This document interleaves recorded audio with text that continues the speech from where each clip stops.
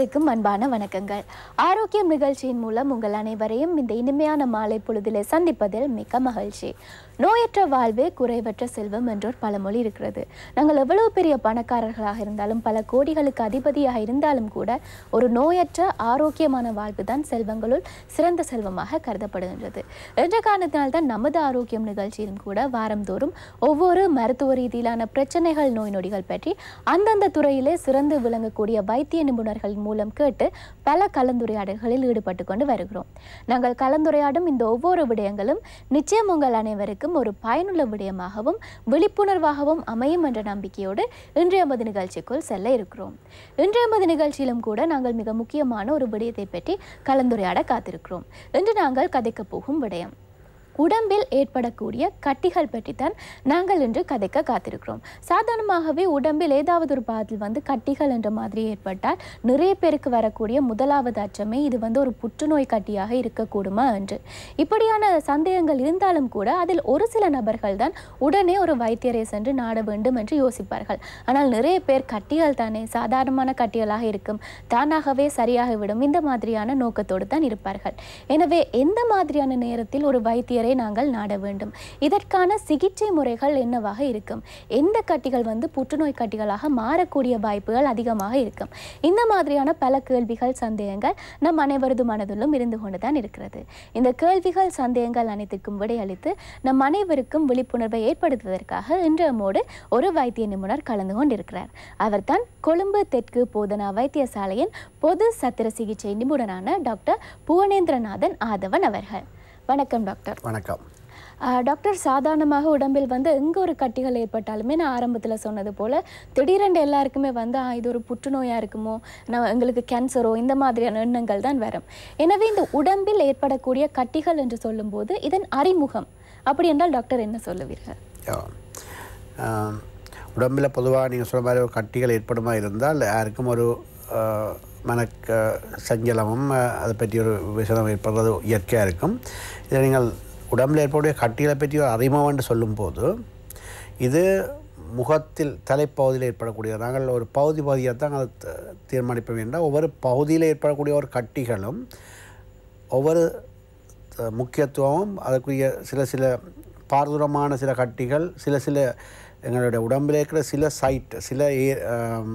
பகுதிகளை யோசிச்சோம்னா அதில் வரக்கூடிய ஒரு சின்ன கட்டியை தான் நாங்கள் சஸ்பிஷியஸாக பார்ப்போம். சில இடத்துல வரக்கூடிய மிகப்பெரிய கட்டியை நாங்கள் அதை பற்றி உதாசீனம் செய்யலாம். அது மருத்துவத்துறையில் பல ஆராய்ச்சிகள் மூலம் அனுபவ ரீதியாக நிரூபிக்கப்பட்டதால் ஒரு சில உடற்பகுதிகளில் ஏற்படக்கூடிய சிறு கட்டியாக இருந்தால் கூட அதை நாங்கள் மிகவும் கவனம் எடுத்து பார்க்க வேண்டும். ஆனால் சில இடத்துல குறிப்பாக வயிற்று பகுதியில் இல்லை முதுகு பகுதியில் ஏற்படக்கூடிய ஒரு பெரிய ஒரு கொழுப்பு கட்டியாக இருந்தால் அது நாங்கள் பெருசாக அந்த இடத்தை வைத்து அந்த ஈவன் ஃபோனில் நீங்கள் ஒரு ஓவர் த ஃபோன் இப்போ நீங்கள் தெரியும் டெலிமெடிசின், வீடியோ கால் மெடிசின் எல்லாம் நடக்குது. அப்படி ஒரு ஃபோனில் ஒரு பேஷண்ட் கதைக்கு போடும் கூட எனக்கு டாக்டர் கட்டி இருக்குது, இந்த கட்டி இந்த கழுத்து பகுதியில் காது கீழே இன்னும் சென்டிமீட்டர் இருக்குன்னு சொல்லும் போது அதுக்கு கொடுக்குற முக்கியத்துவம் மிகவும் பெரிதாக இருக்கும். அதே மாதிரி இன்னொரு பேஷண்ட் கால் பண்ணி எனக்கு வயிற்று பகுதியில் இடது பக்கம் வயிற்று முன்பகுதியில் வயிற்று சுவரோட பெரிய ஒரு 5 சென்டிமீட்டர் ஒரு கட்டி இருக்குது, அது அவ்வளோ ஒன்றும் இல்லை, கனகாலமாக இருக்குது, 5 வருஷமாக இருக்குன்னு சொன்னால் அது நான் முக்கியத்துவம் கொடுக்க மாட்டோம். அப்படியாக இப்போ நாங்கள் இந்த கட்டிகள் உடம்பில் ஏற்பதை நீங்கள் பொதுவாக இன்றைக்கு உடம்பில் ஏற்படக்கூடிய கட்டிகளை பற்றி கதைத்தாலும் அந்த கட்டிகள தன்மை இது கேன்சராக இல்லையா, பிரச்சனை கொடுக்கக்கூடிய ஒரு சாதாரண கட்டியாக இல்லையா என்பது அது இருக்கிற அமைவிடத்தை பொறுத்து தான் நாங்கள் டிசைட் பண்ணுவோம். அதில் குறிப்பாக இந்த கழுத்து பகுதியில் வரக்கூடிய கட்டிகள் நெறிக்கட்டியாக இருக்கட்டும், தைராய்டின் வீக்கமாக இருக்கட்டும், டெர்மைட் கட்டிகள் அல்லது ஒரு குருதி குழாயிலிருந்து வரக்கூடிய வீக்கங்களாக இருக்கட்டும், இது எல்லாம் மிகவும் இம்பார்ட்டன்ட், மிகவும் முக்கியத்துவம் வாய்ந்தது. கழுத்து பகுதியில் ஒரு ஆளுக்கு ஒரு கட்டி ஏற்படுமா இருந்தால் அது குறுகிற காலத்தில் ஏற்படுமா இருந்தால் அது ஒரு பாரதூரமான விளைவுகளை ஏற்படுத்தலாம், பல ஒரு டிசீஸின் ஒரு நோயின் அறிகுறியாக இருக்கலாம், அது உடனடியாக கவனிக்கப்பட வேண்டும். இதே மாதிரி முகத்தில் ஏற்படக்கூடியதான் குறிப்பாக அந்த டீனேஜர்ஸ், அடலசன்ஸ் முகத்தில் ஏற்படக்கூடிய கட்டிகள்னு நாங்கள் அந்த முகப்பெருக்கள் மாதிரி செபிசசிஸ்டன்னு சொல்லுவோம். அது தோலில் வரக்கூடிய சில அலர்ஜியால் வரலாம், ஒரு ஹோமோனல் சேஞ்சஸால் வரக்கூடிய சில கட்டிகள், சில பருக்கள், நாங்கள் அதை உதாசீனம் செய்யலாம். அதாக அந்த அழகு சம்பந்தமாக ஒரு ஒரு ஒரு நபருக்கு அந்த ஏஜில் அந்த முகத்தில் இருக்கிற பெருக்கள் அவருக்கு ஒரு ஒரு ஒரு அசாதாரண ஒரு நிலையை ஏற்படுத்த முடியாது. ஒரு மருத்துவ ரீதியாக மிக இம்பார்ட்டன்ட் அல்ல. ஆனால் இதை விட இனி மேற்கொண்டு நீங்கள் பார்ப்பீங்கன்னா அவயவங்கள் ஏற்படக்கூடிய கட்டிகள், இது அந்த அவயவங்களோட தொழிற்பாட்டை பாதிக்குமா இருந்தால் அது முக்கியத்துவம் பெறும். அப்போ நீங்கள் இதுலேருந்து விளங்குது என்னென்னா, எங்களோட உடம்பில் ஏற்படக்கூடிய கட்டிகள் எந்த இடத்துல ஏற்படுது, எப்படியான பிரச்சனை ஏற்படும்ன்றதை வச்சு தான் நாங்கள் ட்ரீட்மெண்ட்டோ அதை பற்றிய வைத்திய ஆலோசனை போவோம். மற்றது இந்த உடலில் ஏற்படக்கூடிய கட்டிகள் தோலில் இருக்க மேல் பகுதியில் இருக்கிற தோல்லேருந்து வரக்கூடிய கட்டிகளாக இருக்கலாம், அல்லது தோல் கீழே இருக்கிற கொழுப்பு படையிலேருந்து வரக்கூடிய கட்டியாக இருக்கலாம். அவயவங்கள் எடுத்தீங்களா இருந்தால் கால்கள் அல்லது கைகள், மேல் அவயவம் அல்லது கீழ் அவயவம்னு சொல்லுவோம், அப்பர் லிம் லோவர் லிம்ஸ். இங்கே ஈவன் தசைகள்லேருந்து வரக்கூடிய தசை கட்டி, அது கேன்சராக இருக்கலாம், வேறு மசில் டியூமர்ஸாக இருக்கலாம், அல்லது இன்னும் டீப்பாக அதாவது போன்லேருந்து வரக்கூடிய கட்டி கூட வெளியில் ஒரு தோலுக்கூடாக வெளியில் ஒரு கட்டியாக தெரியலாம். அதுவும் சில ஏரியா அப்படிங்கள் எங்களுடைய முழங்காலில் இருக்கக்கூடிய மூட்டுச்சில்ல பார்த்திங்கன்னா அது கீழே இருக்கிற போன் பகுதியை நீங்கள் தொட்டு பார்க்கலாம், டிபியான்கிற பகுதியை. அந்த இடத்துல வரக்கூடிய கீழ்காலில் இருக்கக்கூடிய எலும்பில் வரக்கூடிய கட்டி நேரடியாகவே அப்படியே தோலுக்கு வழியால் தள்ளி கொண்டு வரதை நீங்கள் ஒப்வியஸாக பார்க்கலாம். அதே மாதிரி தலையில் ஏற்படக்கூடிய போன் டியூமர்ஸ், எங்களுடைய ஸ்கல்ன்னு சொல்லுவோம், மண்டை ஓட்டில் ஏற்படக்கூடிய கேன்சர் அல்லாத சாதாரண ஒஸ்டியோமான்டுகிற எலும்பில் ஏற்படக்கூடிய டியூமர்ஸ் கட்டிகள் தோலுக்கு வழியாக ஒரு ஒரு அசாதாரணமாக தென்படலாம். அப்போ அப்படியாக நாங்கள் எந்த அவயவம் அல்லது எந்த இளையத்திலிருந்து இந்த கட்டி வருகின்றதையும் பார்த்து நாங்கள் டிசிஷன் எடுப்போம். அப்போ உடலில் ஏற்படக்கூடிய கட்டிகள் இருக்கிற அமைவிடமும் அது எந்த இளையத்திலேருந்து உருவாகி இருக்கிறதை வைத்து தான் நாங்கள் நோயாளிக்கு அட்வைஸ் கொடுத்து அதன் ட்ரீட்மெண்ட்டை நாங்கள் ஃபாலோ பண்ணுவோம். சாதாரணமாக டாக்டர், தலை முதல் கால் வரை பார்த்தீங்கன்னா எத்தனையோ விதமான கட்டிகள் ஒருவருக்கு வரக்கூடும். எனவே இந்த கட்டிகளில் இது சாதாரணமான கட்டிகளாக இருக்கலாம், அல்லது இது ஒரு புற்றுநோய் கட்டியாக இருக்கலாம் என்று சாதாரண மக்கள் வித்தியாசப்படுத்தி கொள்ள முடியுமா? அதில் சில அறிகுறிகள் மிகவும் தெளிவாக எங்களுக்கு சொல்லும். இது சில சில அறிகுறின்றது சிம்டம்ஸ், நோய் அந்த பேஷனுக்கு வரக்கூடிய சில தன்மைகள், அந்த கட்டின் தன்மைகளை கேட்பதன் மூலம் அந்த பேஷனே விளங்கி கொள்ளலாம். எந்த ஒரு புற்றுநோய்க்கான அறிகுறி உள்ள கட்டியாக இருந்தால் மிக விரைவான ஒரு வளர்ச்சியை காட்டும். ஒரு குறுகிய காலத்துக்குள்ள மிக பெரிய ஒரு சைஸ் அதன் பெருமனை அடையக்கூடியதாக இருக்குமா இருந்தால் அது அசாதாரணமான வளர்ச்சி. மற்றது அந்த ஷேப் ஒரு குறிப்பாக சொல்ல முடியாத ஒரு ஷேப்பாக இருக்கும். இப்போ இது சரியான ஒரு உருண்டையாக இருக்கின்றது டாக்டர், ஒரு நீளமான ஒரு ஒரு லைன் மாதிரி இருக்குது, ஒரு நீள் சதுரமாக இருக்குது. அப்படி நீள் ஒரு குறிப்பிட்டு சொல்லக்கூடிய உருவம் இல்லாமல் ஒரு வேக் லம்ப், அதில் என்ன மாதிரி ஷேப்புன்னு கேட்டால் அது ஷேப் சொல்ல முடியலை டாக்டர், அது ஒரு மாதிரி பிடிபடுது அப்படின்னு சொல்லி அதில் டாக்டர்ஸ் எக்ஸாம் பண்ணிக்க பிடிச்சா. அப்போ மிகவும் விரைவாக வளர்கின்ற கட்டி, அதில் உருவவியலில் மாற்றங்கள் ஏற்பட்டு கொண்டு வரக்கூடிய கட்டி, மற்றது அது அந்த கட்டி வளர்கிறதோட வேறு பிரச்சனைகளையும் கொடுக்குமா இருந்தால் அந்த பகுதியிலே ஒரு கம்ப்ரெஷனோ அமுக்கத்தால் ஏற்படக்கூடிய பெயின், அல்லது அந்த கட்டிக்கு கீழே செல்கின்ற பிளட் சப்ளையை கண்ட்ரோல் பண்ணலாம், அல்லது நம்னஸ் ஒரு விரைப்புத்தன்மை ஏற்படுது, அல்லது அந்த அவயவத்தில் ஏற்படக்கூடிய கட்டிகள் அந்த அவயவத்தின் மூமெண்ட்ஸை ரெஸ்ட்ரிக்ட் பண்ணுதுன்னு சொன்னால் அது கூடுதலாக நாங்கள் திங்க் பண்ண வேணும், இது கேன்சராக இருக்குமோன்னு திங்க் பண்ணணும். அப்போ ஒரு பேஷனுக்கு ஒரு கட்டியால் அந்த நோய் அறிகுறிகள் மிகவும் விரைவாக குறுகிய காலத்துக்குள்ளே பலதரப்பட்ட குணங்குறிகளை பிரச்சனை உருவாக்குமா இருந்தால் அதை நாங்கள் கட்டாயம் வைத்திருக்க முடியாது. கட்டாயமாக அதுக்கு அந்த கட்டி என்னென்னு பார்க்க வேணும், அந்த கட்டியை அகற்ற வேணும். இதில் ரெண்டு விஷயம் இருக்கின்ற சில பினைன் கட்டிகள், அதாவது கேன்சர் அல்லாத கட்டிகள் கூட ஒருவருக்கு மிக விரைவாக வளர்ந்து ஏதோ ஒரு காரணத்தால் பிரச்சனை கொடுக்குமா இருந்தால், குறிப்பாக ஒரு முகத்தில் ஒரு ஆளுக்கு வருத்துல ஒரு கட்டி ஒன்று ஏற்பாட்டு வளர்ந்து வெளியில் தொங்கி கொண்டிருக்குமா இருந்தால் அவருடைய பார்வை, அந்த நான் சொல்லுவேன் விஷுவல் ஃபீல்டுன்னு சொல்லுவோம், அதை குறைக்கின்றது. இந்த ஒரு குறிப்பிட்ட ஏரியாவை இந்த கட்டி மறைக்கும். நீங்கள் முன்னே ஒரு கையை வச்சு கொண்டு வாசிக்க முடியாது. இதில் இதை ஒட்டிட்டு ஒரு போலை ஒரு மாபிளை ஒட்டிட்டு நீங்கள் வாசிச்சிங்கன்னா உங்களுக்கு பிரச்சனையாக இருக்கும். அப்படியாக முகத்தில் ஏற்படக்கூடிய சிறு கட்டி கூட அந்த விஷுவல் ஃபீல்டு அல்லது நேசல் மூக்கு துவாரங்களுக்கிட்ட ஏற்பட்டு மூச்சு போய் வர எங்களோட யாவே தான் முக்கியமானது. அந்த மூச்சு போய் வர பாதையை தடுக்கிற அளவுக்கு வருமா இருந்தால், இல்லை மூச்சு அவர் கஷ்டப்பட்டு மூச்சு விட வேண்டிய கட்டம் இருந்தால், அது கேன்சர் இல்லாமல் இருந்தாலும் அதை அகற்ற வேண்டிய கட்டம் நாங்கள் போக வேண்டி இருக்கும். அப்போ அப்படியாக ஒரு பேஷண்ட் எப்போ ஒரு டாக்டரை போய் பார்க்கணும்னு சொன்னால், ஒரு உடலில் ஏற்படக்கூடிய ஒரு கட்டி வந்து மிக விரைவாக ஃபாஸ்ட்டாக ஒரு கேன்சர் மாதிரியாக அவருக்கு பல சிம்டங்களோடு வருதுனாலும் காட்ட வேணும். இது அவருடைய நாளாந்த நடைமுறை வாழ்க்கை முறையில் செய்யப்படுகின்ற செயற்பாடுகளில் தன் உடல் அவயவங்களோட தொழிற்பாட்டுக்கு இடையூறாக இருக்குமா இருந்தால், இல்லை பார்வையை குறைக்குது, கேட்டலை குறைக்குது, அல்லது மன நிகழ்ச்சியில் ஏதாவது விழுங்கும் போது, இப்போ ஈவன் கழுத்தில் ஏற்படக்கூடிய ஒரு கட்டி சாப்பிட்டு உணவை அருந்தும் போது அந்த விழுங்கும் போதெல்லாம் கஷ்டமாக இருக்குது, இரவு படுத்திருக்க மூச்சு விட கஷ்டமாக இருக்குது, ஒரு சத்தம் பெறுது மூச்சு விடும்போது அப்படின்னு சொன்னால் கட்டாயம் அதுகள் உடனடியாக கன்சிடர் பண்ண வேணும். அதை உதாசீனம் செய்ய முடியாது. நமது ஆரோக்கியம் நிகழ்ச்சியில் மிக முக்கியமான ஒரு விடயத்தை பற்றி தான் கதைத்துக் கொண்டிருக்கிறோம். உடம்பில் ஏற்படக்கூடிய கட்டிகளும் அதன் பாதிப்புகளையும் பற்றி கதைத்துக் கொண்டிருக்கிறோம். தொடர்ந்தும் நாங்கள் கலந்துரையாட காத்திருக்கிறோம். அதற்கு டாக்டர் ஆரம்பத்திலே வந்து கட்டிகள் பற்றின ஒரு அறிமுகம் பற்றி பார்த்தோம். அதில் டாக்டர் இப்போ ஒரு கட்டிகள் என்பது வந்து ஒரு உடலில் ஏற்பட்டால் அதன் முக்கியமான ஒரு சிகிச்சை முறையாக சத்திர சிகிச்சை முறை இருக்கிறது. எனவே இந்த கட்டிகளுக்கு வந்து சத்திர சிகிச்சை செய்யலாம் அல்லது இந்த கட்டிகளுக்கு வந்து செய்ய தேவையில்லை, இந்த மாதிரியான விடயங்களை வந்து எதன் அடிப்படையில் வந்து தீர்மானம் எடுப்பீர்கள்? இப்போ நீங்கள் இதில் வந்து ஆரம்பத்திலே ரெண்டாக ஒரு வகைப்படுத்திட்டா நல்ல நினைக்கிறேன். இந்த கட்டிகளில் வந்து நான் சொன்ன மாதிரி புற்றுநோய்க்குரிய அறிகுறியில் கட்டிகள் ஒன்று இருக்குது, மற்ற சாதாரண கட்டிகள்னு கன்ஃபார்ம் பண்ணப்பட்ட பிறகு இப்போ சாதாரண கட்டிகள்னா தான் பிரச்சனை. புற்றுநோய்க்குரிய கட்டினா உங்களுக்கு தெரியும், ஏதோ ஒரு வகையில் சத்திரசிகிச்சை செய்ய வேணும். அது நாங்கள் அந்த புற்றுநோயின் பரவி இருக்கா இல்லையா, அது வேறு இடத்துல இருக்கான்னு பார்த்து அது செப்பரேட்டாக பார்ப்போம். அது சத்திரசிகிச்சை செய்யணுமா இல்லையான கொஷனே இல்லை. கட்டாயம் ஆப்ரேஷன் பண்ண வேண்டியிருக்கும். அது மேற்கொண்டு ஆப்ரேஷனுக்கு பிறகும் மேற்கொண்டு புற்றுநோயியல் ஒன்காலஜிஸ்ட் மெடிக்கல் ட்ரீட்மெண்ட், அதாவது ரேடியோதெரப்பியோ கீமோதெரப்பியெல்லாம் எடுக்க வேண்டி வரும். அது ஒரு செப்பரேட் செக்ஷன். அதை பற்றி பேசினா பல மருத்துவம் தேவைப்படும். நாங்கள் இப்போ சாதாரண கட்டி ஒருவருக்கு புற்றுநோய் அல்லாத ஒரு கட்டியை எப்படி டீல் பண்ணணும்னு பார்ப்போம். அதான் மெயின் ப்ராப்ளம். இப்போ நீங்கள் கேட்ட கேள்வியில் அதான் நான் விளங்கிக்கொள்கிறேன். மக்களுக்கு இப்போ பப்ளிக் ஆகளுக்கு என்ன பிரச்சனை இருக்க வேண்டாம், உடம்புல கட்டி இருக்குது, இது கேன்சர் இல்லையான்னு பண்ணியாச்சு, ஆனால் இது ஆப்ரேட் பண்ணுறதா இல்லையா.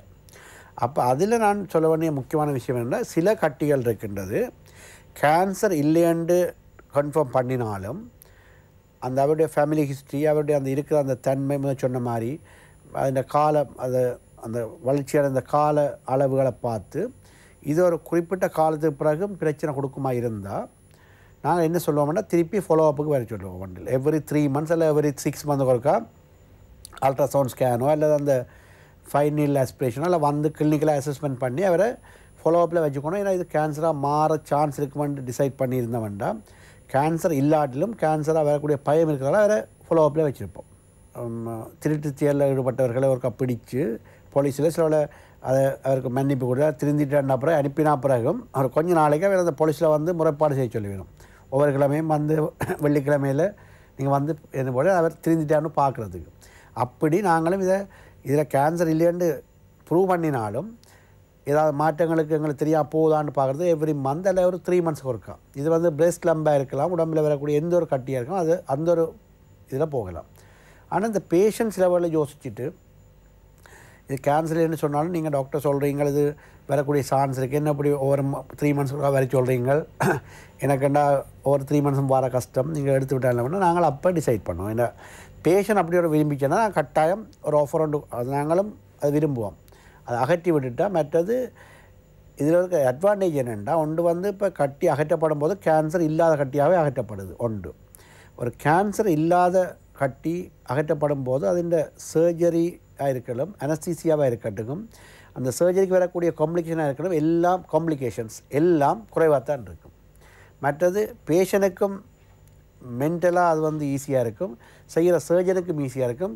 அந்த ஃபேமிலியை ஆக்கிற அந்த சர்ஜரியாலேயோ அந்த கட்டி அகற்றுறதால் ஏற்படக்கூடிய பிரச்சனைகள் மற்றது அந்த அகற்றப்பட்டதோடு அந்த பிரச்சனை சால்வ் பண்ணப்பட்டுரும். அதுக்கு பிறகு இந்த கட்டியை பற்றிய பிரச்சனை ஃபாலோ அப் பண்ணவும் போக தேவையில்லை.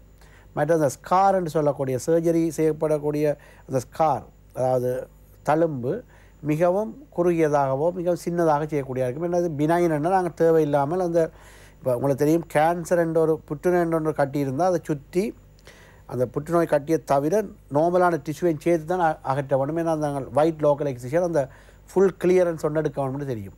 சிலவர் ஒரு மசிலில் ஒரு கேன்சர் கட்டி இருந்தால் அந்த மசிலையே ஃபுல்லாக ரிமூவ் பண்ண வேண்டிய கட்டம் இருக்குது.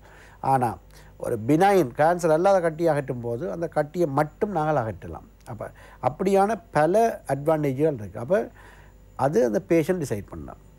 மற்றது என்ன ஒன்று சொல்லியிருக்கிறேன்டா, இது ஒரு விதமான இது சர்ஜரிக்குரிய இண்டிகேஷன்.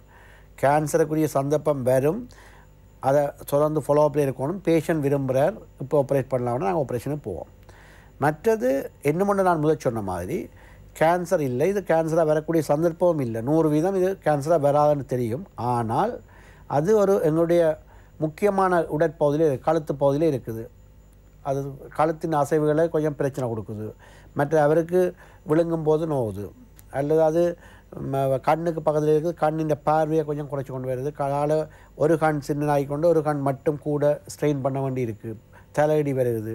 சில விஷயங்கள் சில டிரைவிங் செய்கிறாக்களை சிலவளை அந்த பக்க பார்வையால் தெரியாமல் இருக்குது. சைட் மிரர் பார்க்க கஷ்டப்படுது. இதெல்லாம் அது ப்ரொஃபஷனலாக இருக்கிற ஆக்கள், ஒரு டிரைவர், ஒரு பைலட் அப்படி என்று கேட்க தான் நல்ல பிரச்சனைகள் வரும். மற்ற ஒரு காலில் இருக்கிற ஒரு கட்டியால் வேறு ஷூ போடுவேன், நடுவிலும் ஷூ போட்டு ஒர்க்குக்கு போகிறவருக்கு அந்த கட்டி அமர்த்தப்பட்டு அடிக்கடி புண்ணாகி அதில் இன்ஃபெக்ஷன் வந்து அந்த கட்டியில் ஷூ கட்டுன்னு சொல்லுவோம். அந்த நாங்கள் போடுற செருப்பாக இருக்கலாம் புது அந்த பிரச்சனையால் அதை அகற்றி விட்டால் நல்ல மண்டு வருவினோம். அப்போ அப்படியான ஒரு அதை சொல்கிற நியூசன்ஸ்ன்னு சொல்லுவோம். அல்லது எங்களோட டே டு டே ஆக்டிவிட்டீஸை பாதிக்கிறத கட்டியாக இருந்தால் அதையும் நாங்கள் அது பினைனாக இருந்தாலும் கேன்சர் அல்லாத கட்டியாக இருந்தால் நாங்கள் அகற்ற வேண்டி இருக்கும். அப்போ இப்படியான சில இண்டிகேஷன்ஸ் டெஃபினட்டாக இருக்கும். ஒரு உடலில் ஏற்படக்கூடிய கட்டிகளுக்கு நீங்கள் எப்போ சர்ஜரி செய்யணும் என்கிறதுக்கு யாராவது இண்டிகேஷன் இருக்குது. அந்த இண்டிகேஷன் படி நாங்கள் செய்யக்கூடியதாக இருக்கும். அப்போ இதுகள்லாம் இந்த முக்கியமான காரணம் சர்ஜரி செய்யக்கூடிய காரணங்கள். பொதுவாக டாக்டர் நாங்கள் ஆரம்பத்திலே சொல்லியிருந்தோம், அதாவது கேன்சருக்குரிய கட்டிகள், கேன்சர் அல்லாத கட்டிகள், இந்த மாதிரியான சாதாரண கட்டிகள் பற்றி தான் நாங்கள் இன்று சற்று விளக்கமாக கதைக்க இருக்கிறோம். அதில் முதலாவதாக பார்த்தீங்கன்னா நிறைய பேருக்கு வந்து தெரிந்ததும் அல்ல நிறைய பேருக்கு வரக்கூடியதும் தான் வந்து இந்த லைப்போமா அல்ல இந்த கொழுப்பு கட்டிகள். இதோட வந்து நிறைய பேர் வந்து இருப்பார்கள். அப்போ யோசிக்கிறது வந்து இந்த கொழுப்பு கட்டிகளும் கூட அது சாதாரணம் தானே, ஒன்றும் செய்ய தேவையில்லை என்று ஒரு சில நபர்கள் இருப்பார்கள். ஆனால் இன்னும் சிலர் வந்து உடனே வந்து சத்திர சிகிச்சைக்கு சரி என்று சொல்வார்கள். உண்மையிலேயே இந்த கொழுப்பு கட்டிகளுக்கு வந்து சத்திர சிகிச்சை செய்யத்தான் வேண்டுமா அல்லது சும்மாவே விடலாமா? இந்த கொழுப்பு கட்டிகளில் நீங்கள் ஒரு இடத்துல மட்டும், அதாவது கொழுப்பு கட்டிகள் இருக்கக்கூடிய ஒரு இன்னொரு தன்மை என்றால் அது பல இடங்கள்லேயும் வரலாம், ஒரு மல்டிப்புளாக இருக்கலாம். ஒரு இடத்துல மட்டும் இருக்காது. நீங்கள் ஒருவர் கொழுப்பு கட்டியோட கையில் இருக்கிற கூட காட்டும்போது அவருடைய கேட்டிங்களா வேறு எங்கே இதே மாதிரி கட்டிங்கன்னா ஓமன் சொல்லுவார். சிலவளை அவர் தெரியாமலே முதுகு பரத்தில் வயிற்றில் இருக்கும். நாங்கள் எக்ஸாமினேஷனில் கண்டுபிடிப்போம். நாங்கள் அதை சஸ்பெக்ட் பண்ணி பார்க்க அதை கம்ப்ரெஸ் பண்ணி பல்பேட் பண்ணிக்க அப்படி வரும். அப்போ கொழுப்பு கட்டியில் வந்து ஒன்று அல்லது மல்டிப்ளாக இருக்குமா இருந்தால் நாங்கள் அதுக்கும் இண்டிகேஷன் வந்து சில கொழுப்பு கட்டிகள் பெயின்ஃபுல்லாக இருக்கும், வலியை உண்டாக்குகின்ற கட்டிகளாக இருக்கும், அல்லது அவருடைய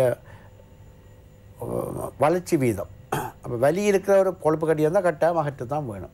அந்த வலிக்குரிய காரணம் என்னவாக இருக்குமென்னா அந்த கொழுப்பு கட்டியால் அல்ல, அந்த கொழுப்பு கட்டி இருக்கிற இடத்துல இருக்கக்கூடிய நரம்பை அமர்த்துவதால் கம்ப்ரெஷனால் அந்த நர்வின் இரிட்டேஷனால் பெயின் வரலாம்.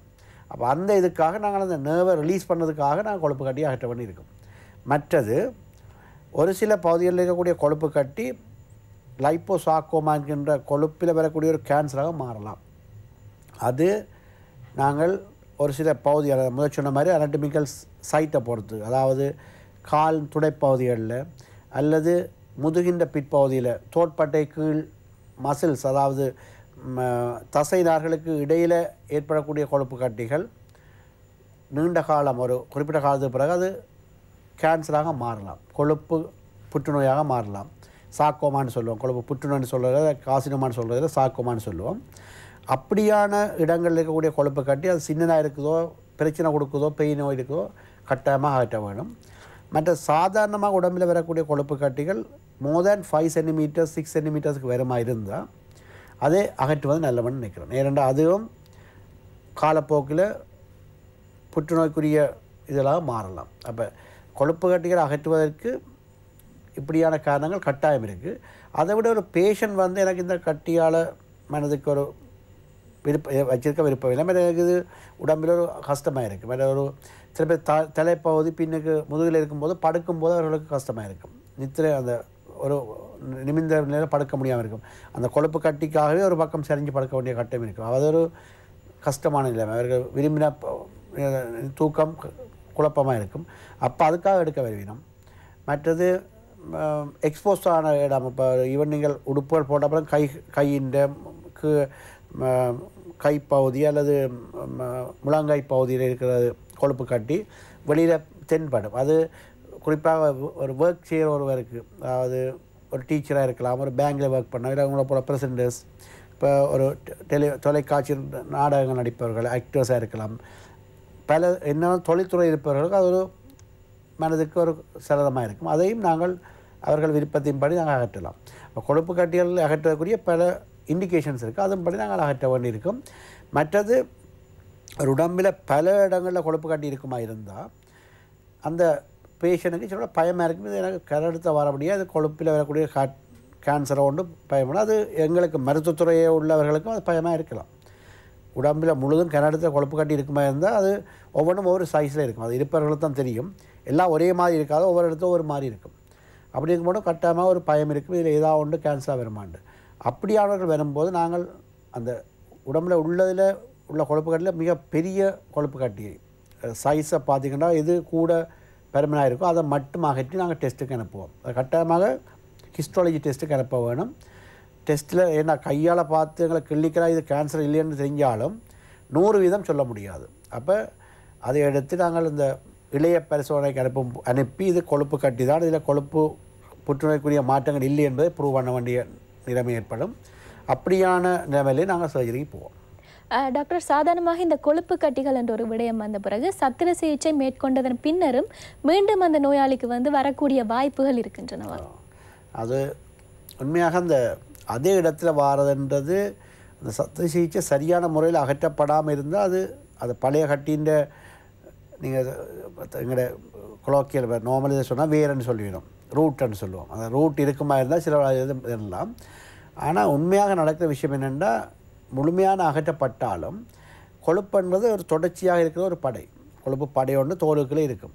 அப்போ நாங்கள் அகற்றப்பட்ட இடத்துல ஒரு கேப்பை பக்கத்தில் இருக்கிற கொழுப்பு நிரவி அதுலேருந்து காட்டிகள் வரலாம். அதை எடுத்து திருப்பி வந்த மாதிரி நாங்கள் யோசித்தாலும் உண்மையாக ரெண்டாக இருக்க சான்ஸ் இல்லை. பெரும்பாலான கொழுப்பு கட்டிகள் முழுமையாக அகற்றப்படலாம். என்னென்னா நாங்கள் அகற்றப்பட்டு பார்க்கும்போது அது நீங்கள் ஒரு உருளைக்கிழங்கோ அல்லது ஏதாவது ஒரு உருளையான பொருளை பார்ப்பீர்களாக இருந்தால் அது அப்படியே முழுமையாக அகற்றப்பட்டது நாங்கள் அந்த சர்ஃபேஸை வச்சே பிடிக்கலாம். அப்படி சர்ஃபேஸில் ஒரு இடத்துல ஃபுல்லாக கம்ப்ளீட் இல்லாட்டி திருப்பி போய் அந்த இதை எடுத்துடுவோம். ஏன்னா ஒரு கொழுப்பு கட்டி அகற்றுன்றது பெரிய பிரச்சனையான விஷயம் அல்ல. அப்போ சர்ஜிக்கல் டெக்னிக்கல் ஃபால்ட்டால் திருப்பி வராது. ஆனால் ஒரு இடத்துல வெட்டின இடத்துல திருப்பியும் ஒரு கொழுப்பு கட்டி உருவாகி கொஞ்சம் வளர்ந்துன்னு சொன்னால் அது கட்டாயமாக சஸ்பிஷியஸ். அது கட்டாயமாக திருப்பியும் அகற்றப்பட்டு போன முறை நாங்கள் டெஸ்ட்டுக்கு அனுப்பாடி இந்த முறை கட்டாயம் டெஸ்ட்டுக்கு அனுப்பவே வேணும். இந்த ஹிஸ்டாலஜி டெஸ்ட் ஒன்று செய்ய வேண்டியிருக்கும்.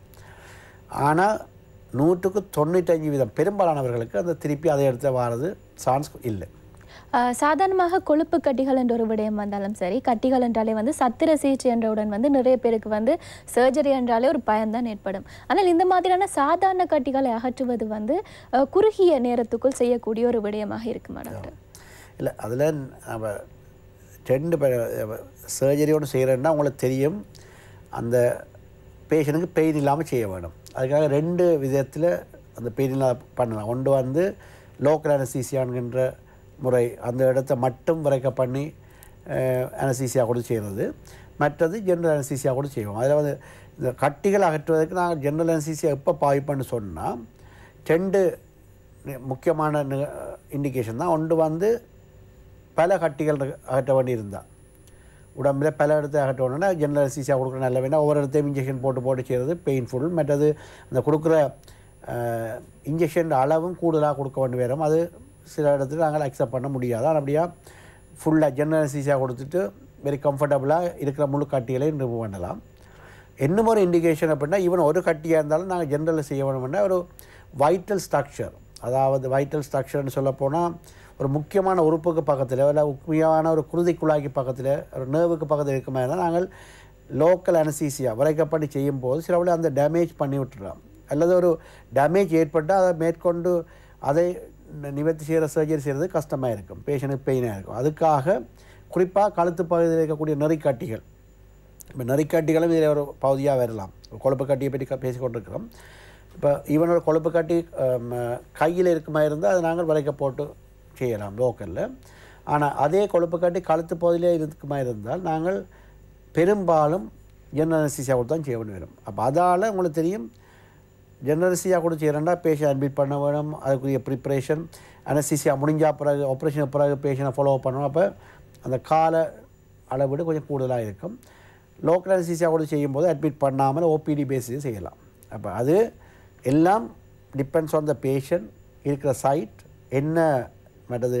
இது சஸ்பிஷியஸாக இருக்குது, கொழுப்பு கட்டியாக இருந்தாலும் இது கொஞ்சம் சஸ்பிஷியஸாக இருக்குது என்றால் அந்த கொழுப்பு கட்டியை முழுமையாக அகற்ற வேண்டிய கட்டம் இருக்குமா இருந்தால், அல்லது இந்த கொழுப்பு கட்டி ஒரு மசில்ஸ் தசைநார்களுக்கு உள்ளுக்கும் இருக்குமா இருந்தால் நாங்கள் தசைநார்களை அந்த அதை ஸ்ப்ளிட் பண்ணி தான் எடுக்க வேண்டி வரும். அப்படி எனக்கு பெயின் இருக்கும். அப்போ அந்த நிலைமையிலேயும் நாங்கள் தசைகளை தளர்த்தக்கூடிய ஜெனரல் அனஸ்தீசியா கூட தான் செய்ய வேண்டியிருக்கும். அப்போ இதுகள்லாம் சர்ஜரிக்கு உடைய டைம், இது மைனர் சர்ஜரியாக மேஜரானதை டிசைட் பண்ணும்.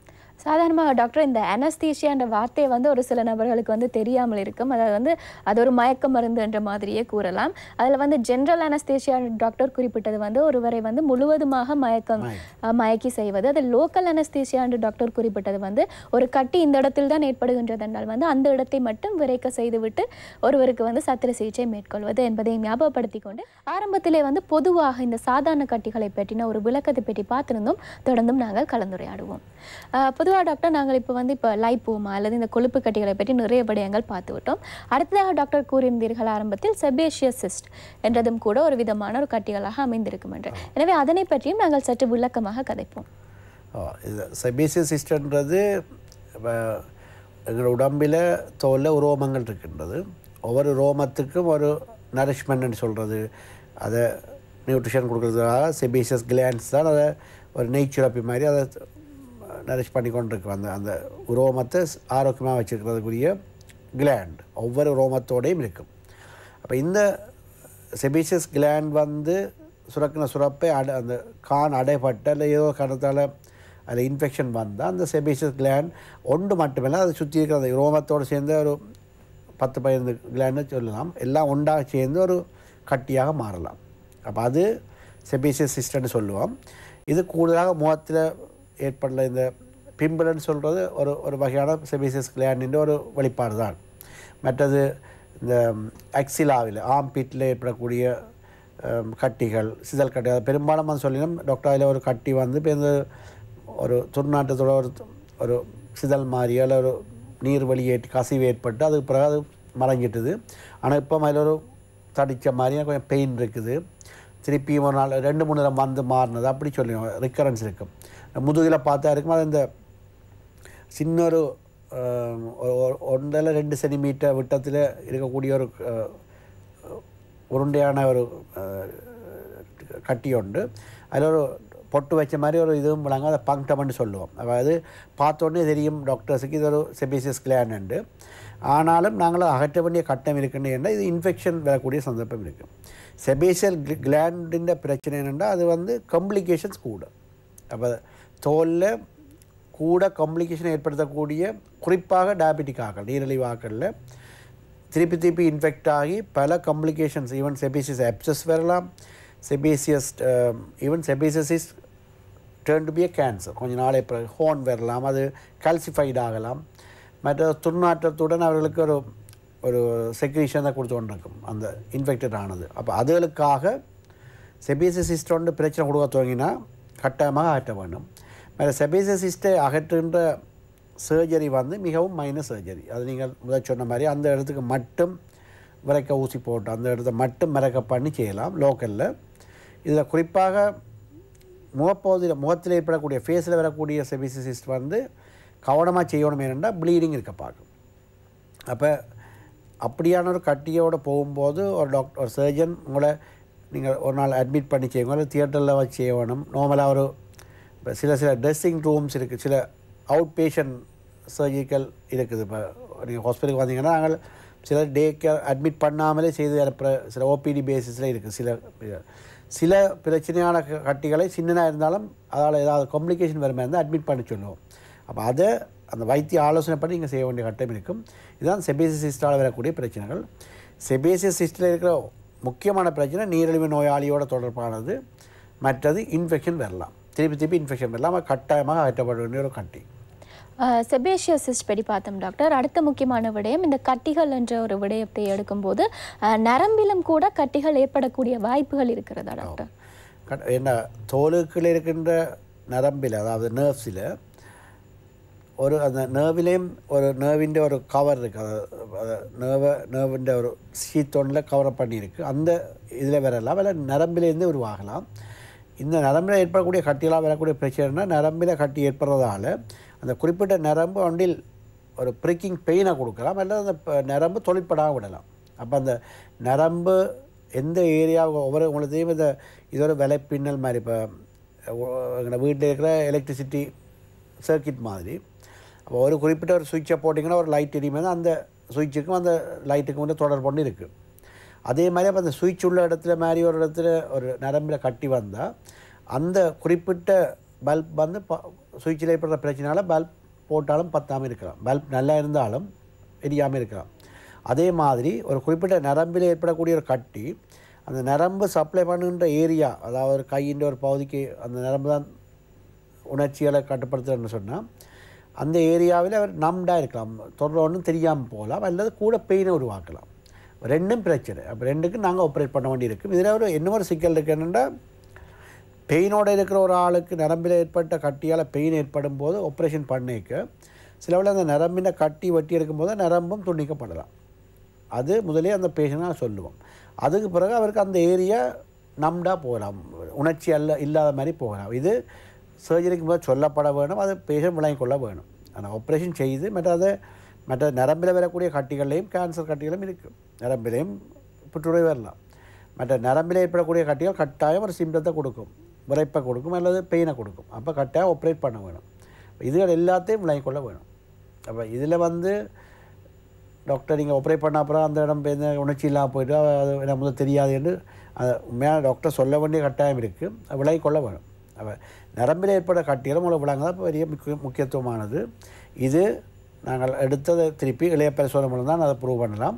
மற்ற இது நரம்பில் தான் ஏற்பட்டுக்கின்றது நாங்கள் ஒரு மருத்துவர் ஒரு சத்திய சிகிச்சை பண்ணுற ஒரு டாக்டருக்கு விளங்கும். அந்த குறிப்பிட்ட இடத்துல அந்த நரம்பு ஒன்று போகிற எங்கெங்கே எந்த நரம்பு இருக்குன்னு தெரியும். அப்போ அந்த கட்டி இருக்கிற இடத்துல ஒரு நரம்பு போகுமே தான் நாங்கள் அதை சில டெஸ்ட்டுகளை செய்வதன் மூலம் இது நரம்பில் இருக்கிறது கன்ஃபார்ம் பண்ணலாம். மேற்கொண்டு செய்யணும்னா எம்ஆர்ஐ ஸ்கேன், இல்லை ஈவன் சிம்பிளாக ஒரு அல்ட்ராசவுண்ட் ஸ்கேனோ எம்ஆர்ஐ ஸ்கேன் செய்து கன்ஃபார்ம் பண்ணலாம். இப்போ நரம்பில் தான் இந்த கட்டி இருக்குன்னு கன்ஃபார்ம் பண்ணால் அந்த சர்ஜரிக்கு போகும்போது கட்டாயமாக இந்த ஆப்ரேஷன் பெறக்கூடிய பிரச்சனைகளை பேஷண்ட் விளங்கிக் கொள்ள வேணும்.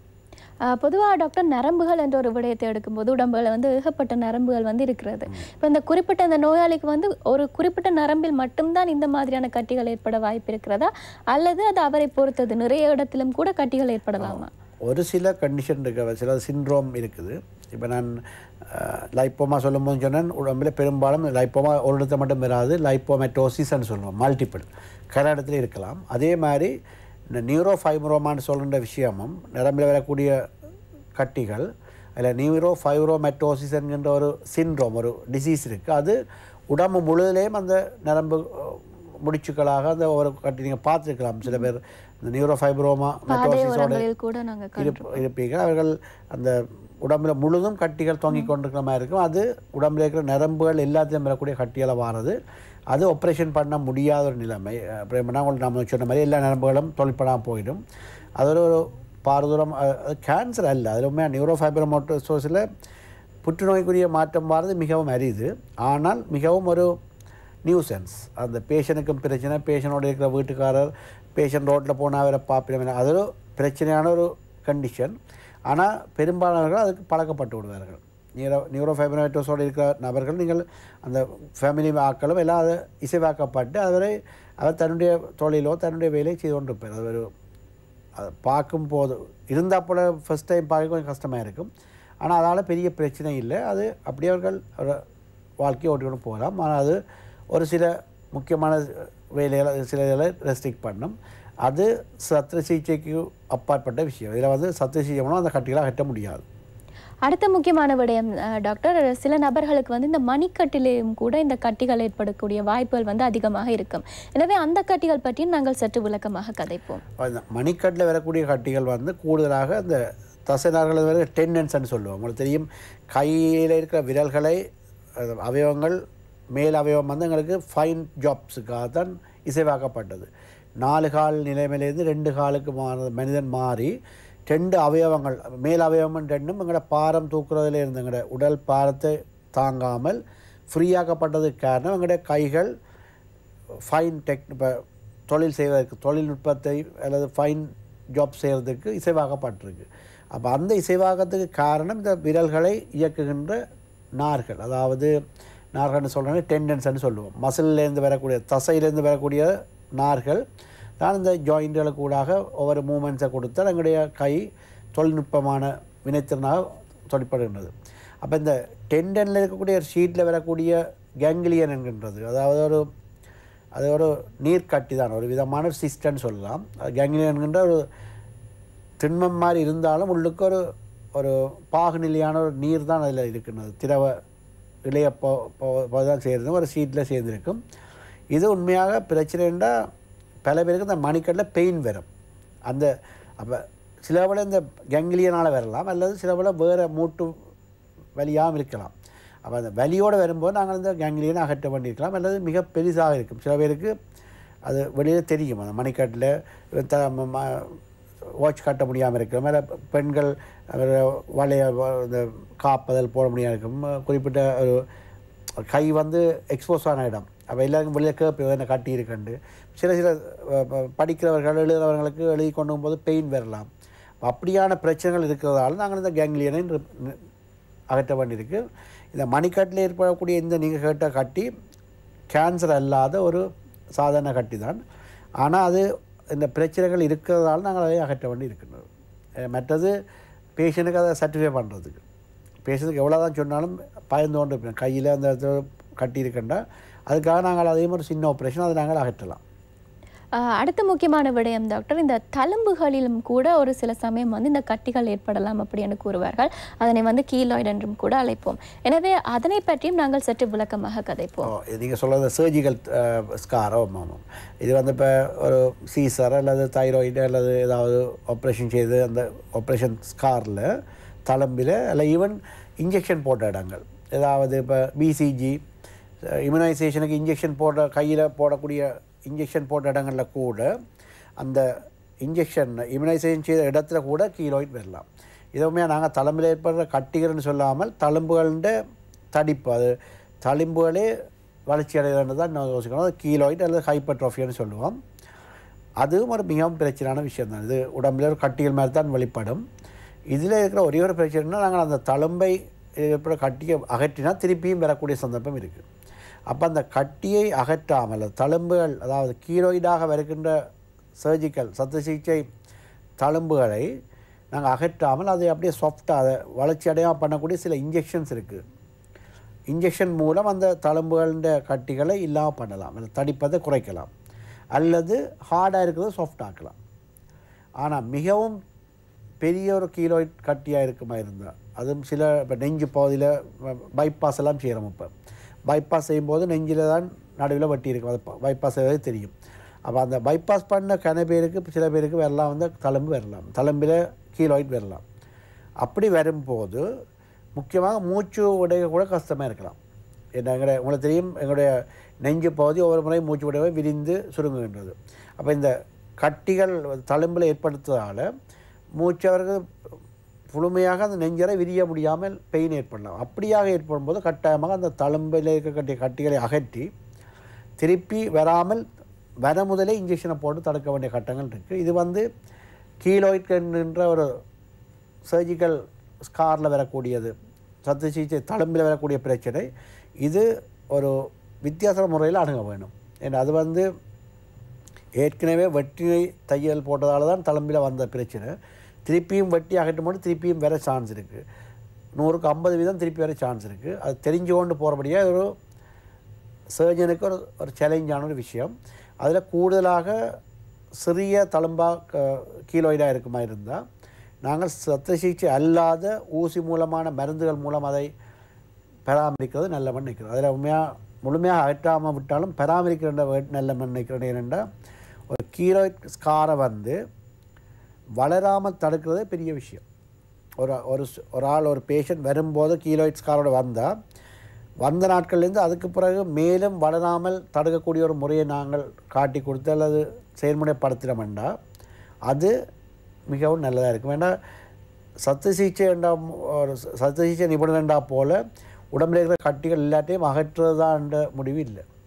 எதை அகற்றக்கூடாது, எது அகற்றினா பிரச்சனை வருமென்று தெரிஞ்சு அந்த முடிவு எடுக்கிறது மிக முக்கியமான முடிவாக இருக்கும். அப்போ சர்ஜரிண்டா போல் எல்லாம் வெட்டுறேன்னு நினைக்கக்கூடாது. போனால் கட்டாயம் வேறு ஆப்ரேஷன் பண்ணி அதை அகற்றுறதாண்டு சில வேளை நாங்களே அறிவுரை சொல்லி அனுப்போம், இதை அகற்ற போகாதீங்கோ, போனால் பிரச்சனை, இதை இப்படியே மேனேஜ் பண்ண பாருங்க, இல்லை நான் இன்ஜெக்ஷன் போட்டு இதை மேனேஜ் பண்ணுன்னு சொல்லுவோம். அப்படியாக உடலில் வரக்கூடிய அந்த கீலோயிட் தழும்பு வித்தியாசமான முறையில் மேனேஜ் பண்ணுவோம். இன்றைய நமது ஆரோக்கியம் நிகழ்ச்சியில் மிக முக்கியமான ஒரு விடயத்தை பற்றி கருத்து கொண்டிருக்கிறோம். டாக்டர், நாங்கள் இப்போ சாதாரண கட்டிகள் பற்றி நிறைய விடயங்களை பற்றி கலந்துரையாடி இருந்தோம். அடுத்த முக்கியமான விடயம், ஒரு சில நபர்களுக்கு பார்த்துருப்போம், இந்த உடம்பிலே அதாவது மச்சம் மாதிரி அல்லது ஒரு மறு மாதிரி என்றே சொல்லலாம். ஆனால் அவர்களுக்கு ஒரு நிற மாற்றங்கள் எதுவும் ஏற்பட்டிருக்கும் அல்லது இது வளருவது போல கூட அவர்களுக்கு இருக்கும். எனவே இந்த மாதிரியான அறிகுறிகள் இருப்பது ஒரு புற்றுநோய்க்கான அறிகுறியாக இருக்கலாமா? கட்டாயம். இது நீங்கள் சொன்ன மாதிரி சில பேர் அந்த பிறப்பிலேருந்து இருக்கிறபடியாக ஒரு லக்கியானது, அது எனக்கு ஒரு அதிர்ஷ்டமானது, அதை வெட்டக்கூடாது, அந்த சில விதத்தில் இருக்கும், முகத்தில் இருக்கும், இங்கே கையில் இருக்கும், அந்த மெச்சம்னு சொல்கிறது அது பிறப்பிலேருந்தே இருக்குது, அதே சைஸில் இருக்குது, பிரச்சனை இல்லாமல் இருக்குது. அது அவர்களுக்கு அது லக்கின்னு சொல்லி மனதாலையும் சைக்காலஜிக்கலாக அதை அக்செப்ட் பண்ணி இருக்கிறவன்டா இது எனக்கு நல்லம், இது சில பேர் சொல்ல அந்த கண்ணூர் படாமல் இருக்கும், இது இருந்தால் நல்லம்னு சொல்லி இந்த கரும்பு போட்டு வைக்கிற மாதிரி, அப்படி பல காரணத்தால் அது நல்ல மாதிரி இருந்துச்சுன்னா அப்படியே நம்ம விட்டுடலாம். அதை பற்றி நீங்கள் சொன்ன மாதிரி அது பயப்பட தேவையில்லை. ஆனால் இப்படி ஒரு மச்சமாக இருக்கின்ற ஒரு விஷயம் ஈவன் பிறப்பிலேருந்து இருக்கலாம், இல்லை இடையிட்டு வந்தால் இருக்கலாம்.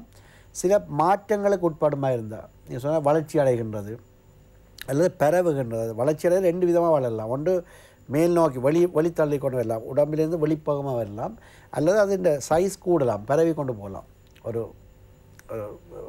பரப்பளவில் கூடிக்கொண்டு போகலாம். அந்த சதுர அடியை பார்த்து அப்படி ஸ்ப்ரெட் பண்ணுற மாதிரி. அப்போ அப்படியாக ஒரு மச்சமாக இருக்கின்றது அல்ல ஒரு மருவாக இருக்கின்றது, அதை சொல்ல நாங்கள் பிக்மெண்டட் லீஷன்னு சொல்லுவோம், மெலனோமா அல்லது பிக்மெண்டட் நீவைன்னு சொல்லுவோம், நீவஸ். அப்போ அது ஒரு மாற்றத்துக்கு உட்படமாக இருந்தால், வளர்ச்சியை காட்டுமா இருந்தால், சைஸில் அல்லது ஏரியாவில், அல்லது கலர் கூட மாறி ஒன்று டார்க்காக வருது, இல்லை கொஞ்சம் லைட் ஆகுது, அதை சுற்றி புண்கள் உருவாகுது, அல்சரைஸ் பண்ணுது, கடிக்குதுன்னு சொல்லி எல்லாம் அதே மாதிரி வேறு வேறு இடங்களையும் வருது. இப்போ கையில் இருந்து இப்போ காலில் வருது, முதுகில் இருக்குது, கழுத்து பகுதியில் வருதுன்னு சொன்னால் அது நீங்கள் சாதாரணமாக இது லக்கியானது, இன்னும் லக் கூட போகுதுன்னு வச்சுக்கக்கூடாது. ஒரு மச்சம் இருந்தால் அது லக்குன்னு வச்சுருந்தா அது 4-5 வரும்போது நீங்கள் லக் டபுளாகும் 4 ஆகும்னு யோசிக்கக்கூடாது. அது உங்களுக்கு தோலில் ஒரு பிரச்சனையான விஷயத்தை உண்டாகுதுன்னு விளங்கிக் கொள்ள வேணும். உடனடியாக நீங்கள் ஒரு ஸ்கின் ஸ்பெஷலிஸ்ட்டாக இருக்கலாம், அல்ல உங்களுடைய ஃபிசிஷியனாக இருக்கலாம், ஒரு சர்ஜனை பார்க்கலாம். இது யாரும் ஒரு ஆளாக பார்க்கலாம். அப்போ இந்த மறு அல்ல மெச்சவன்கின்ற பிக்மெண்டட் லீஷன் கூட அதுவுமே கட்டியாக இல்லாட்டிலும், ஏன்னா கட்டியில் போய் காய்ச்சாலும் அது பிடிச்சி பார்த்தா சில கட்டி பிடிபடாது, ஒரு தடிப்பமாக இருக்கும், ஒரு கொஞ்சம் ரஃப்பான ஏரியா மாதிரி இருக்கும், அதில் சில உரோமமும் இருக்கலாம் சில பேருக்கு. அதில் மாற்றங்கள் ஏற்படமாக இருந்தால், கலரில் மாற்றம், சைஸில் மாற்றம், அல்லது எங்கே வேறு இடங்கள் பரவுது, அல்லது அதை சுற்றி அல்சர் வருது, அல்லது அதில் அந்த இச்சிங் கடிக்கிற மாதிரி இருக்குன்னு சொன்னால் கட்டாயமாக அது ஒரு புற்றுநோய்க்குரிய மாற்றங்களை அது புற்றுநோயாக மாறுகின்றது என்பதை நாங்கள் விளங்கிக் கொள்ளலாம். அப்படியான சந்தர்ப்பத்தை கட்டாயமாக அகற்ற வேணும். அதில் இருக்கிற ஒரு நல்ல விஷயம் என்னென்னா, அது புற்றுநோயாக இருந்தாலும் அதில் முழுமையாக ஒரு 1 சென்டிமீட்டர் மார்ஜினோடு அகற்றிட்டோம்னா 100% அகற்றப்படலாம். அப்போ அதுகள் ஆனால் ஸ்ப்ரெட் பண்ண பிறகு போனீங்கன்னா சில உடனே நாங்கள் சர்ஜரி செய்ய முடியாதது போகலாம். இது தோலில் இருக்கிற ஒரு நிறமூத்தத்தில் ஏற்படக்கூடிய கேன்சராக இருந்தாலும் அது பரவின பிறகு நாங்கள் பிரச்சனையை டீல் பண்ண கஷ்டமாக இருக்கும். நாங்கள் இப்பொழுது மெலனோமா பற்றி கதைத்தோம் டாக்டர். அடுத்ததாக இந்த நெறிக்கட்டிகள் என்பதும் கூட சாதாரணமாக நிறைய பேருக்கு வரக்கூடிய ஒரு விடயமாக இருக்கிறது. எனவே அதனை பற்றியும் நாங்கள் சற்று விளக்கமாக கதைப்போம். இதில் நெறிக்கட்டிகள் கழுத்து பகுதியில் கூடுதலாக ஏற்படும், அதை விட அக்சிலாவில் அல்லது இடுப்பு பகுதியில் ஏற்படலாம். இதில் அந்த கழுத்து பகுதியில் ஏற்படுற நெறிக்கட்டிகளில் நீங்கள் முக்கியமாக நாங்கள் அந்த ஒரு காரணம் இருக்குமா இருந்தால், இப்போ பல்லில் ஏற்படக்கூடிய இன்ஃபெக்ஷன், ஒரு டென்டல் கேரிஸால், அல்லது சோத்ரோட், அதனால் வரக்கூடிய நீங்கள் சொல்லி டோன்சில்ஸ் சாதாரணமாக தெரியும். ஒரு தடிமன் ஒரு காமன் கோல்டு வந்தாலே உங்களுக்கு டோன்சில்ஸ் அல்லது கழுத்து பகுதியில் நெறிக்கட்டிகள் வீங்கலாம் வைரல் காய்ச்சலால். அது ஒரு குறிப்பிட்ட காலம் ஒரு 1 or 2 வீக்ஸுக்குள்ளே அது இல்லாமல் போய்விடும். அது அந்த நெறிக்கட்டிய தாக்கங்கள் இல்லாமல் போய்டும். ஆனால் ஒரு மாதத்துக்கு மேலே 2-3 மாதமாக ஒரு நெறிக்கட்டி வீக்கமடைஞ்சிருக்குமா இருந்தால் கழுத்து பகுதியில் இல்லை எங்கேயாவது அது கட்டாயமாக நாங்கள் முக்கியத்துவம் கொடுத்து அதை கன்சிடர் பண்ண வேணும். இது ஏன் இந்த நெறிக்கட்டி தொடர்ந்து வீக்கம் அடைந்திருக்கின்றது. இன்னொரு விஷயம், உடல் மெலிந்தவர்களில் சாதாரண நெறிக்கட்டி கூட பெரிதாக வெளியே தெரியும். ஏன்னா சிறுவர்களையும் நெறிக்கட்டிகள் ப்ரொமினெண்ட்டாக இருக்கும். அதை நாங்கள் கண்டு பயப்படுத்தவில்லை. ஆனால் உங்களுக்கு ஒரு டவுட் இருந்தால் ஒரு டாக்டர்கிட்ட காட்டி அட்வைஸ் எடுத்துகிட்டு விடலாம். ஆனால் ஒரு வயது வந்த ஒருவர் உடல் பருமனானவருக்கு வழியாக ஒரு கழுத்து பகுதியில் நெறிக்கட்டிகள் குறிப்பாக தெரிகின்றதுண்டா மற்ற அதோடு அவர்களுக்கு பசி இல்லாதன்மை, பாடி வெயிட் குறைகிறது அல்ல இருமல் அல்லது வேறு ஏதாவது ஒரு சிம்டம் இருக்குமா இருந்தால் கட்டாயமாக இந்த நெறிக்கட்டியும் ஏதோ ஒரு நோயின் ஒரு அறிகுறி என்பதை விளங்கிக்கொள்ள வேணும். இதை குறிப்பாக நாங்கள் பொதுவாக எங்கள் நாட்டில் பார்க்குறதுனா இந்த டியூபர்குலோசிஸ், டிபி என்று சொல்லுவோம், காச நோய் என்று சொல்லுவோம். காச நோய் அல்லது டியூபர்குலோசின் டிபின்ற அறிகுறியாக இருக்கலாம் இந்த நெறிக்கட்டி. அதை விடவும் சில பறவைகள், சில வீட்டில் வளர்க்கக்கூடிய அனிமல்ஸ், அதாவது பூனையாக இருக்கலாம், நாயாக இருக்கலாம், அதில் இருக்கக்கூடிய தொற்றுகளாலேயும் இந்த நீண்டகால நெறிக்கட்டிகள் ஏற்படலாம்.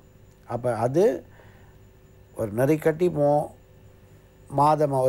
ஒரு மாதம் இல்லை 2 மாதத்துக்கு மேலே இருக்குமா இருந்தால் கட்டாயமாக அது நாங்கள் அந்த ஒரு நெறிக்கட்டி, பல நெறிக்கட்டிகள் இருந்தாலும் ஒரு லிம் நோட்டை அகற்றி அதை நாங்கள் இளைய பரிசோதனை செய்வதன் மூலம் என்ன டிசீஸ்ன்னு கண்டுபிடிக்கலாம். அந்த டிசீஸுக்குரிய மருந்துகளை உட்கொள்வதன் மூலம் அந்த டிசீஸை மாற்றும் போது இந்த நெறிக்கட்டிகள் இல்லாமல் போகும். அப்போ இது சாதாரணமாக நீங்கள் எந்த ஒரு கட்டி மாதிரி தான் இதுவும் நெறிக்கட்டிகளும் இருக்கலாம்.